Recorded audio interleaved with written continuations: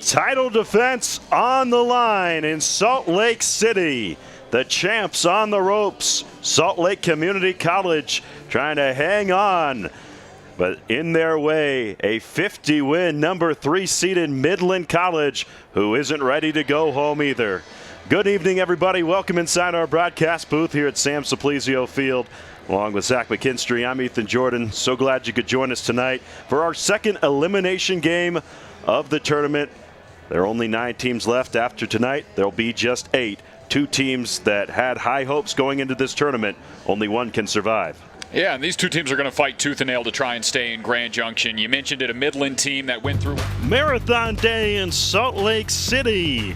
And the University of Utah trying to cross the finish line on a series sweep of BYU. Rivalry Big 12 softball on ESPN+.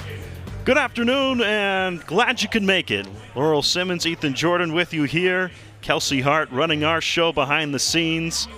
The Utes all smiles after the win yesterday, and they have won the first 2 in this series.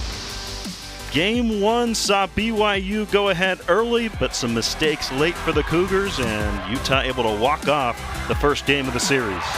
Utah was able to take the momentum from that first game and really capitalize in the second game. Scoring 9 runs, the Bats were definitely alive. Alive and reached a crescendo in the fourth. 6 runs in the fourth inning to end the game early for the Utes, behind a terrific pitching performance as well. Haley Mastretti able to toss a shutout in short action. And the Utes leading this series 12 runs to 2, 2 games to nothing. Everything turning up red right now. You see Shelby Jones had a fine outing back on Thursday. Ready to do it again here on this Saturday. Right-hander out with an injury for 8 days. Back at it. And Haley Schuler also pitched on Thursday.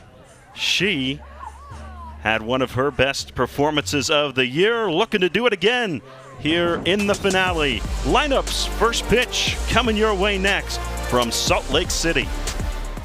Junior cheer taking the court here in Ogden. Always a lot of fun. 38-32 lead for Weber State at the half. Welcome back inside. Joe Cravens, longtime Weber State head coach. I'm Ethan Jordan. Coach, Weber State 6-point lead at the half. NAU got off to a hot start. How did Weber State slow them down and take their biggest lead of the night into halftime? It's called defense. After Pennington under pressure. He is dropped. The pocket collapses. A bunch of guys in there. Chevy Robinson. Did you get the number on that, Chuck? Nope, didn't see the plate, but it was a Chevy. Wilson throws it up. Welling throws it down. Now that's the guy you throw it up to, right there. Flight 22 cleared for landing. Timeout, GCU. Ethan Gonzalez, 2 doubles today, 6 hits yesterday. Tying run at first. Go ahead run at the plate. Gonzalez drives one. Deep left field. It is gone! En fuego!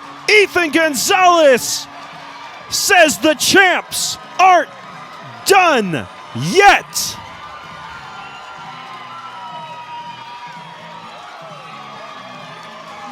Is there a hotter hitter in the country than that guy? Part of the officiating as well. They just haven't pulled the flags.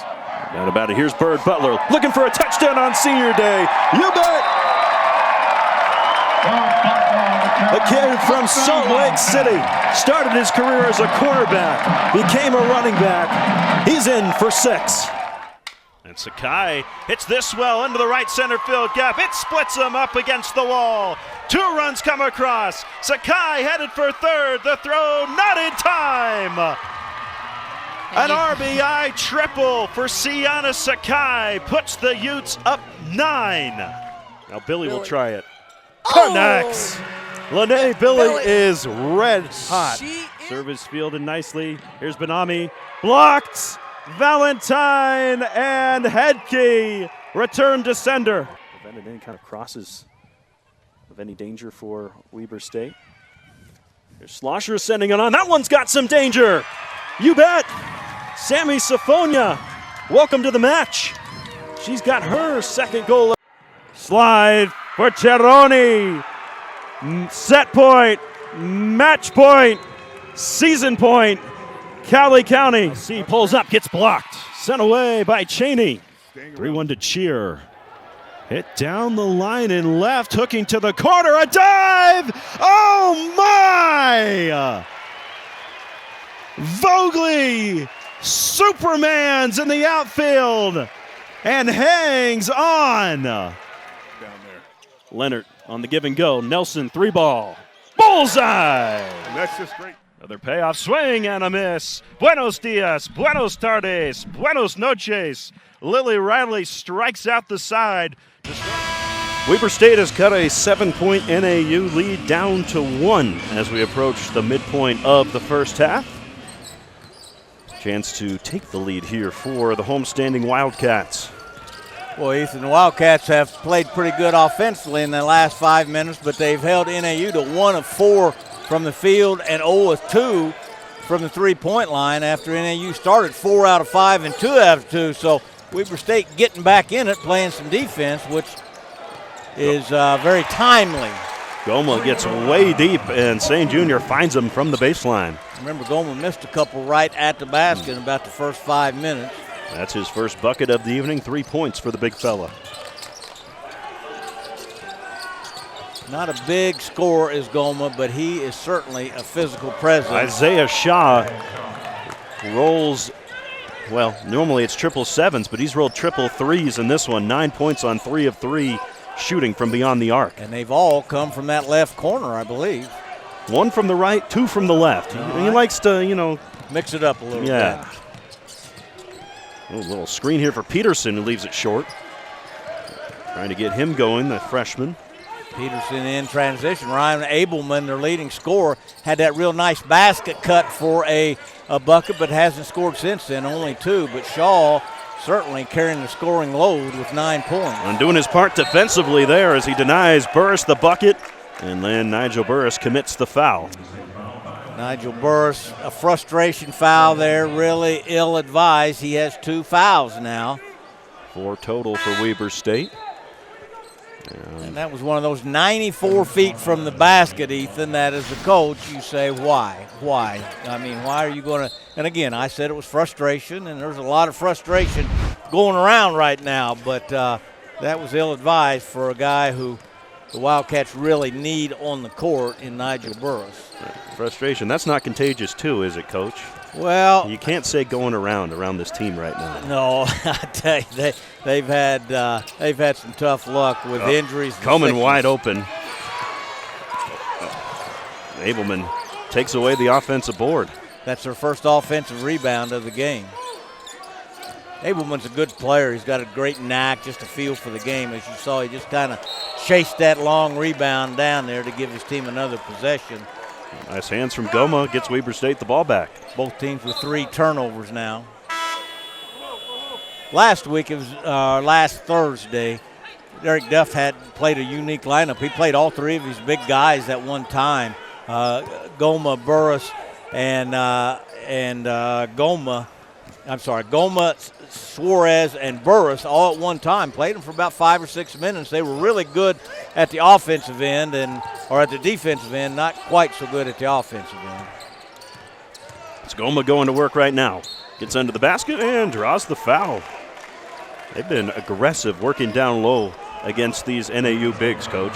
Goma averages a little over 8 points. He's not real pretty down there. His favorite move, ironically, for a guy who's not highly skilled, is a jump hook with his left hand. But I tell you what, when he brings it at you like that, he's rougher than a country corn cob, brother. I mean, he's 6'8", 245. He is a load.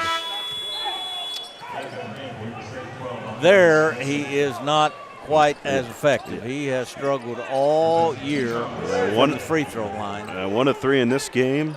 45% on the year. He needs to stay in his shot. He threw that one up there like he was shooting darts. He needs to go up with his elbow and hold that follow through and get a little lift on it. He shot that one a lot better. Boy, I'm glad I got a chance to coach him before that one just a little bit there.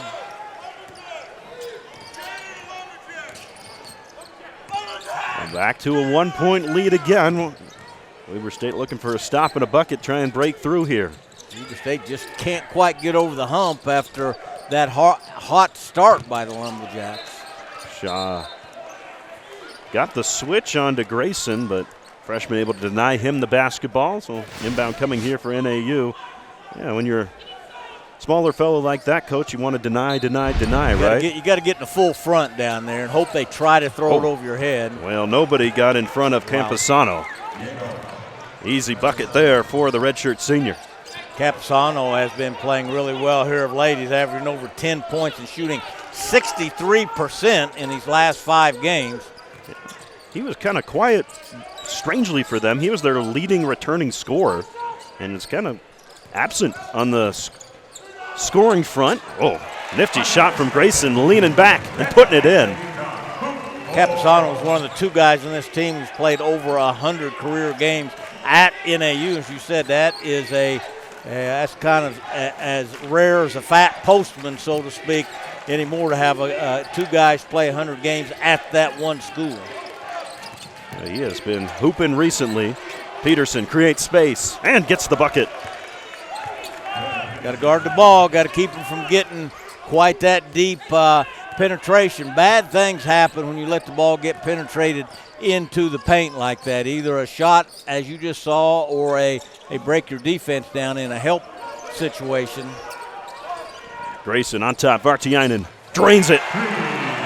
Absolutely pure from the finish. I tell you, that jump shot is sweet as church music. That was a nice call by Eric Duff from the bench. That's an old-fashioned cross screen, down screen. Vartiainen first gets the cross screen, then a down screen.